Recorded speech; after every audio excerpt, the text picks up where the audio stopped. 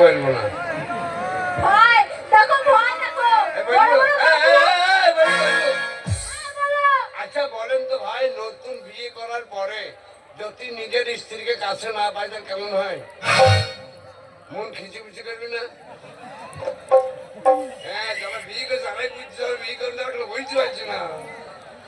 আরে ভাই বিয়ে টি করা হয়ে গেল, এবার বিয়ে করে বলে এলাম, তারপর দিন কাজটিতে যাবে, আগে আগে চলে যাইছি।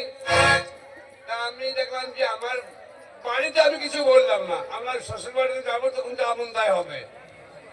হ্যাঁ ঠ্যাক পাগলা, সত্যি কথা, ঠ্যাক পাগলা হয় বাবা। খটমার খটমার করে আগে চলে যাইছি, দিদি মায়ের বাড়ি ঢুকে পড়েছে, আর আমি অনেক পেছনে পড়ে আছি। দিদি বাড়ির মুখে যাই দাঁড়িয়ে আছি, ওর মা এসে বলছি, বাবা জামাই ভালো আছো? আমি তোর মাকে বললাম, হ্যাঁ বোন ভালো আছো। এই তো তোমার গুণ, এই গুণের জন্য তো আমি তোমার মায়ের সঙ্গে ঝগড়া করেছি। এমন ছেলে তোমার মা পয়দা করেছে। ভাতটার খাকি দাও না, মাকে সামলাতে পারবো না তো, একে সামলাতে গেলে জন্য তো আমাকে রাখতেই হবে। তুমি পারো? হ্যাঁ। তোমার গায়ে ক্ষমতা নেই। জি ভাই, ওর মা ডেকে নিয়ে গেল, যে এসে জামাই বাবা কেমন আছে? বললাম ভালো আছি বোন।